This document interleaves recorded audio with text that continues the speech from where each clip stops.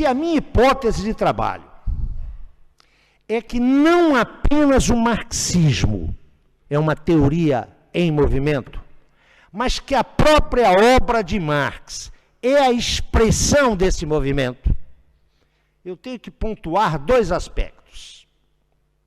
O primeiro é uma pergunta que eu sempre gosto de fazer aos meus camaradas de partido, porque notem, eu já fiz aqui uma defesa do revisionismo do Lênin, né? Eu me sinto muito à vontade para falar isso, porque eu tenho 48 anos de um partido comunista. E também me sinto à vontade de falar porque me considero marxista. E acho que não estou falando nenhum absurdo. E a primeira pergunta que eu faço aos meus amigos marxistas é: que autores marxistas Marx leu? Ninguém, né? No máximo, ele leu Engels. Mas ninguém. Agora, a maioria dos marxistas que eu conheço lê Marx. Parece que o estilo de trabalho de Marx não era bem esse, né? Marx leu o que era diferente. Marx leu aquilo que lhe era, às vezes, contrário. Por que eu estou fazendo toda essa introdução? Porque eu penso que o desenvolvimento do marxismo enquanto teoria deveu-se à sua capacidade de retificar os seus equívocos, na medida em que a nossa concepção filosófica não é uma concepção que se pretende atemporal ou supra-histórica, ela tem que estar colada no calor da luta de classes, e também porque nós prestamos atenção àquilo que estava fora das nossas fronteiras. Marx se doutora em filosofia em 1841 com um objetivo: ele quer ser professor universitário. Havia um forte estímulo de Bruno Bauer, que nessa época era seu amigo, para que ele fizesse a carreira acadêmica. Vou entrar para a universidade. E é por isso que ele defende o seu trabalho de fim de curso, sua dissertação de fim de curso, é uma análise comparativa entre as filosofias da natureza de Demócrito e Epicuro. Por quê?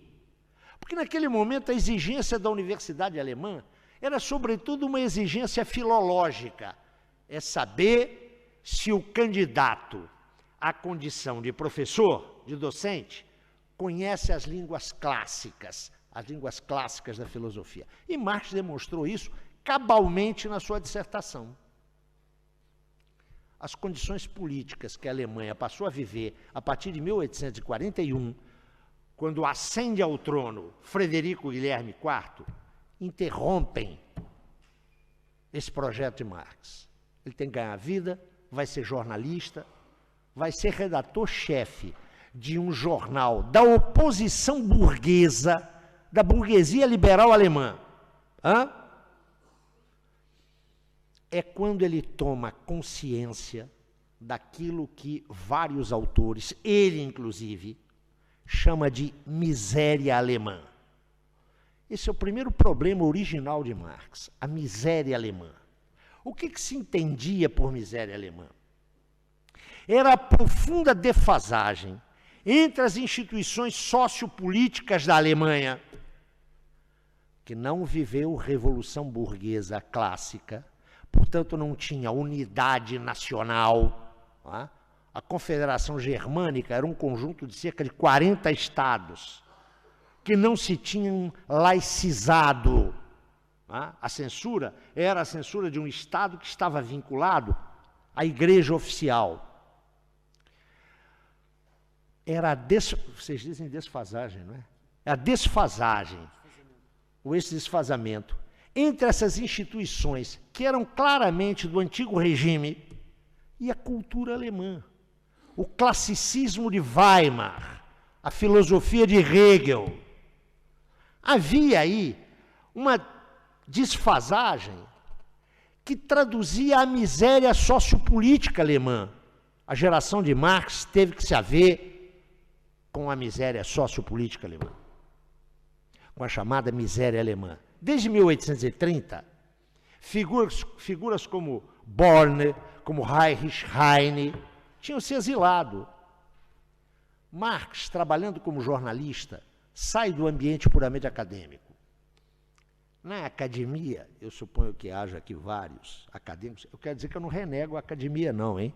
Tive nela 35 anos, nos encontramos nela alguns anos atrás. Mas na academia há um problema, não é? A gente faz um projeto de pesquisa, vai lá na Fundação de Ciência e Tecnologia, não tem aqui esse organismo, obtém um financiamento e estuda durante 4 anos. Não é? Frequentemente descobre que a roda gira, que o fogo é quente, e coisas que tais. Na vida jornalística não é assim. Não é? Os problemas se põem, o jornalista tem que responder. O filósofo Marx, que estava lá cuidando de Demócrito e Epicuro, tem que responder aos conflitos dos camponeses. Tem que responder à questão dos vinhateiros do Mosel, do Mosela.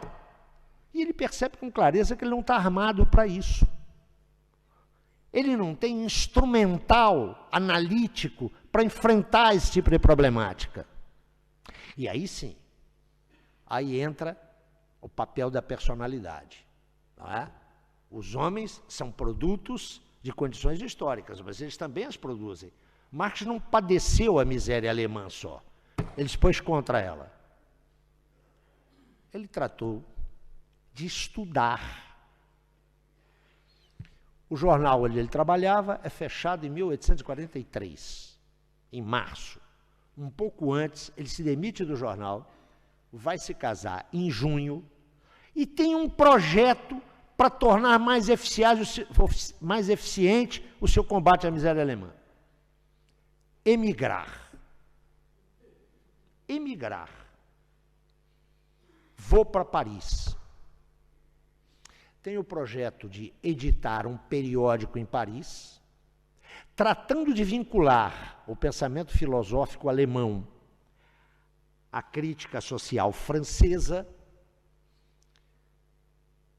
e com isso ele abandona a Alemanha não num exílio, nem por perseguição, por uma opção.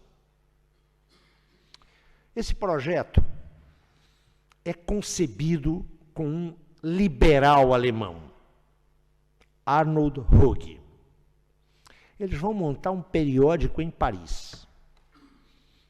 E Marx, em finais de outubro e princípios de novembro de 1843, chega a Paris.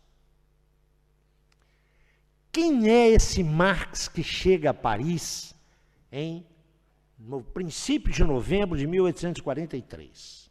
E já vamos esclarecer, Marx vai ficar em Paris até fevereiro de 1845. Ele vai passar lá cerca de 15 meses.